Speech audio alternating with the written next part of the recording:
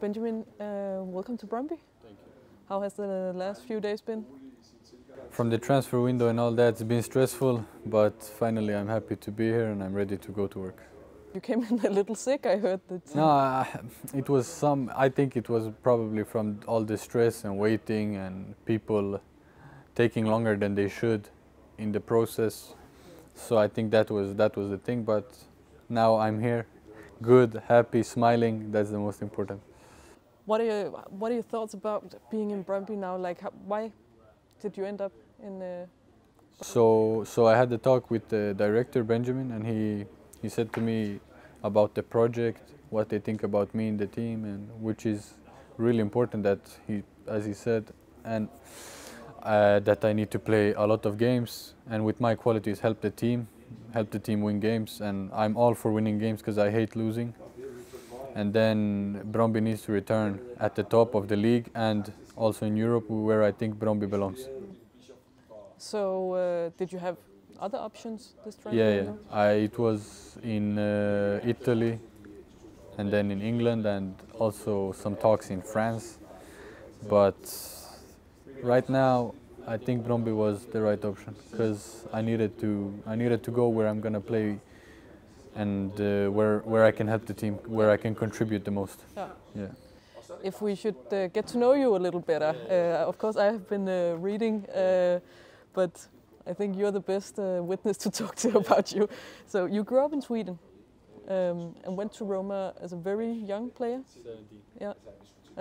Can you tell us about how was that to go to such a big club?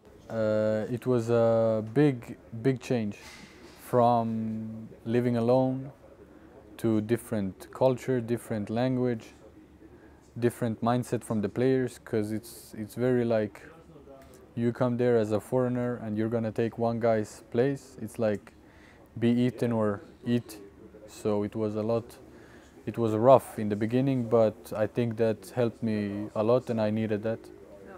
So it was, I would say, was difficult but was really also enjoyable because I had a lot of fun.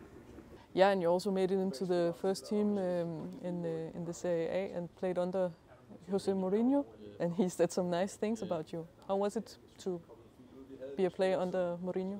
Amazing. No, you can't say anything about him because his resume speaks for itself. It's always, you wouldn't win Champions League and Europa League and Conference League to be the first coach to ever do it and have a record that you haven't conceded a goal home in like 7 or 8 years. So amazing. You can see why he is a champion, and I really also enjoyed my time under him, and I learned a lot from him. Yeah, what did you learn from him? Especially the defensive tactics as a 6, because when I went to first team I was a 6. So when to do what, where to do, also the small important stuff, when to talk to the referee, when to make a foul, how to make a foul. So small details, but the details can paint a bigger picture. So also some of the mentality, yes. Like he's also a winner. Of course. Probably that's why we clicked so good, is because we hate losing. Yeah. And then you went to Ajax, and in the beginning it was good. No, the whole first season I played like 40. I'm not sure exactly, but between like 45, 50 games. I had 6 or 7 assists, 2 goals, so I did okay. I know the results and we came 5th, but with all the turbulence, out director, out the analyst, the coaches going out, in, so I think we did fairly okay. And I did also, I think I developed a lot under my time in Ajax. Yeah. But this season was more rough, and you know you wanted to go this transfer window, yes, to get some minutes. Yes. Yeah. Like I said earlier, you grew up in Sweden, but you play for the Bosnian national team. Yes. Can you try and explain like the two nationalities and your personality? What does Sweden and Bosnia mean for you? Sweden is my home. Like I grew up there, all my friends speak the language. And always when I have a day off or two, it's never going to Bosnia, it's always going to Sweden. And then Bosnia, both of my parents are from Sarajevo. So, and then I think everything at home is really Bosnian, not Swedish. So also the languages we speak, we wasn't allowed to speak Swedish at home. Not because we didn't like the language or something, only our parents made that decision to help us speak more languages and be familiar with more languages.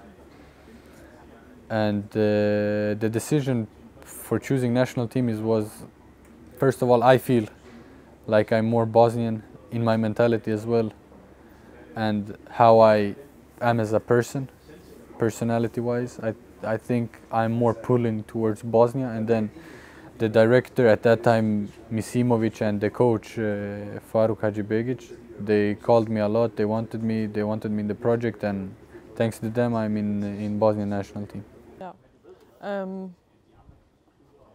How would you describe yourself as a player? I said in every interview, I'm a good player, but I'll rather talk on the pitch than outside. Yeah. I also talked to some other people about you, so maybe that's easier to let their words speak. But what I do want to speak to you about is that some of the people I talked to said like he's a number 6. Other people say like, oh, he's going to be a great number 8 in Brøndby. So how do you see yourself in the system that we play?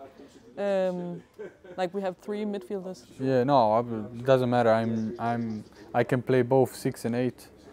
Probably more 6 because I've played 6 in the last year at Ajax. I was more like the 6, so I'm more used to the 6. But I don't have any problem playing 8 as well.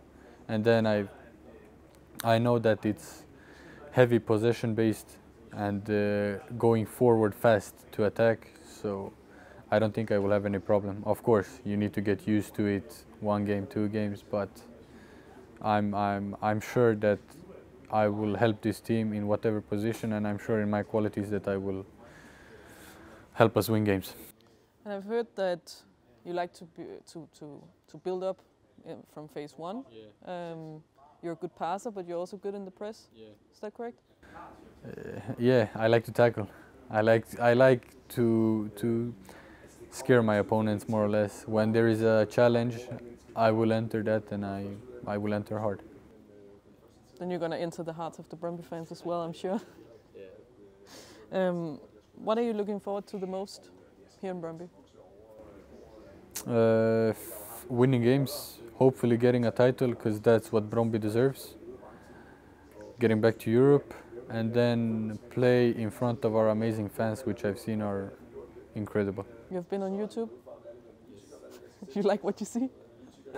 More than like, yeah. And there's 1 week until the Superliga starts again. How are you physically? Like, are you going to play in the training game tomorrow? Like, how fit are you for So tomorrow I'm going to play. I won't be starting, but I'm going to play some minutes. I talked to the coach as well, and he said we won't take any risk because there is no need. I've been out for 1 day now, isolated because of my stomach, and then I did my first training, so there's no need to push it too much. And then during the week, I think Friday I'm going to be ready. So you are fit, you have been in Ajax and training? And yeah, I'm doing a lot of extra work also alone to stay as positive and as fit as possible. What should the Brøndby fans expect from you when you enter the pitch in Brøndby Stadium? Passion. Yeah, a lot of enjoyable stuff to watch.